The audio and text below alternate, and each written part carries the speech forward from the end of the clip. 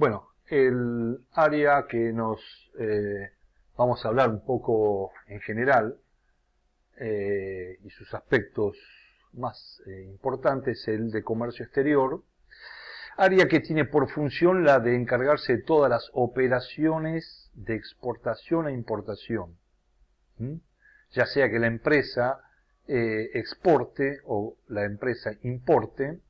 Bueno, deberá contar con un área que se encargue de este tipo de operaciones comerciales, y en donde evidentemente la otra parte, la que nos va a comprar o lo que nos va a vender, se encuentra en otro país. Y ese otro puede ser una empresa del Estado, una empresa privada, una empresa mixta, de distintos tipos de sectores y rubros. Pero comencemos en el caso de que una de las partes de los actores, un importador o un exportador, en este caso pensemos en alguien que va a importar una mercadería. ¿Cómo entra en contacto con ese otro que está muy lejos de su país? Bueno, hay muchas formas de conocer cuál es la fuerte información que podemos tener. INDEC es uno. El INDEC no solamente hace relevamientos de la inflación, sino contabiliza todo lo que sucede a lo largo y lo ancho de un país en cuanto a su dinámica económica. Cuánto se exporta, cuánto se importa, a qué países exportamos, de qué países importamos, con qué cantidad, con qué volumen, con qué precio, con qué frecuencia. Uno también puede conocer información sobre las distintas cámaras empresariales en las que forma parte. Hay una consultora privada en particular que se dedique a relevar cierta información que nosotros no disponemos. Y después, bueno, por excelencia la aduana argentina, que es por donde entra y sale la gran mayoría de los productos. Tanto sea por barco o por avión, hay una aduana, o por camión, o por distintas fronteras, hay una representación de la aduana argentina que está contabilizando esta información. ¿Y cómo podemos conocer más?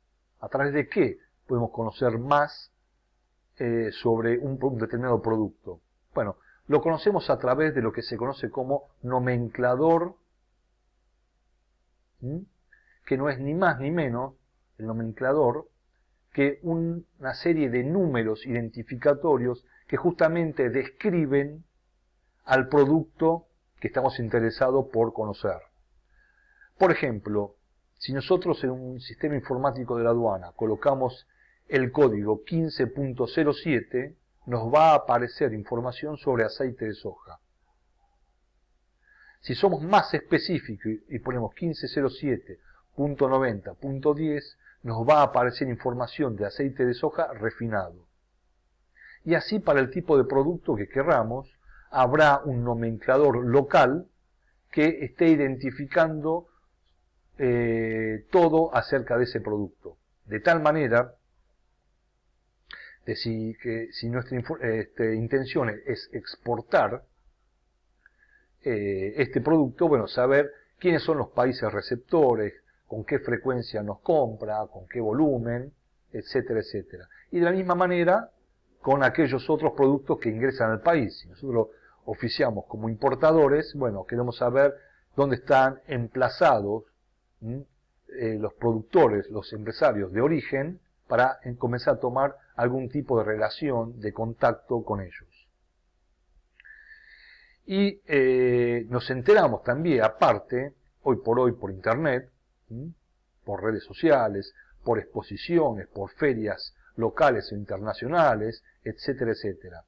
De tal manera que hoy por hoy no es complejo conocer a ese otro exportador, importador, y tener un primer vínculo, una primera contacto a los efectos de llevar a cabo finalmente algún tipo de operación comercial. Las operaciones comerciales están mediadas por lo que se entiende que uno va a ofrecer una mercadería y el otro va a cobrar.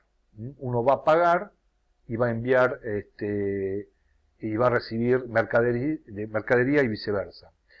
Existe no solamente el inglés como idioma universal, donde se celebra un contrato entre ambas partes, sino hay cierta terminología que es importante conocerlas, que va a formar parte de los acuerdos entre las dos actores, importador y exportador. Básicamente porque esta simbología va a determinar quién se hará cargo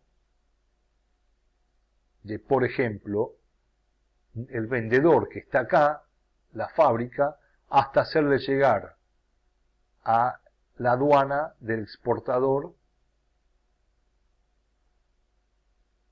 el producto requerido. Habrá convenios en donde el fabricante deja la mercadería en la puerta de la fábrica y espera que el comprador la recoja y se la lleve. Y solito la embarque, lo lleve hasta la aduana, la coloque la mercadería en el buque y que el buque recorra todo el camino hasta llegar a la aduana de quien lo solicitó, los descargue y lo lleve a la empresa o el espacio físico donde va a finalmente a dejar la mercadería. De acuerdo a qué instancia se hace cargo uno u otro, quien se hace cargo de los costos, los fletes, los seguros, o qué tipo de medios va a utilizar, ya sea barco, avión, camiones, va a tener una nomenclatura particular. Y esto es lo que también se tiene que acordar entre ambas partes. Entonces, hay un sinnúmero de nomencladores. Estos son ex-work, FCA, es decir,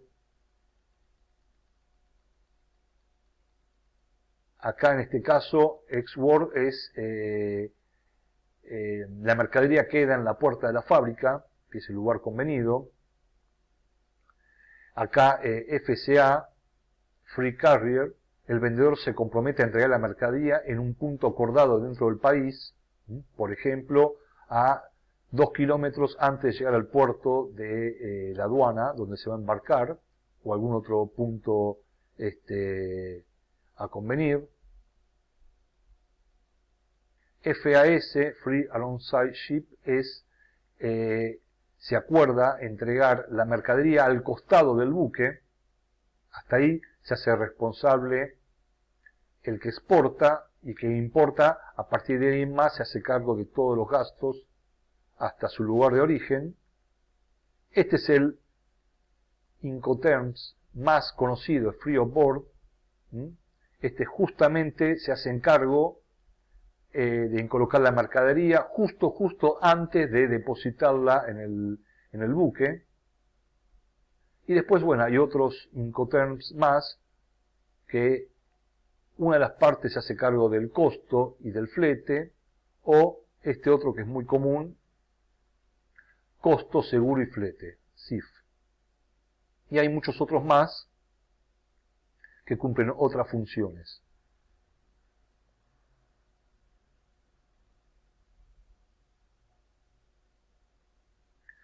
Bueno, el instrumento de pago es una carta de crédito.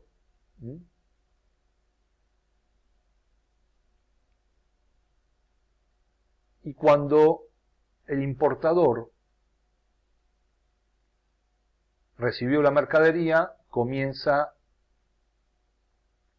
a desagregar toda la información. Acá es un ejemplo de todos los costos asociados al movimiento de una mercadería de un punto a otro.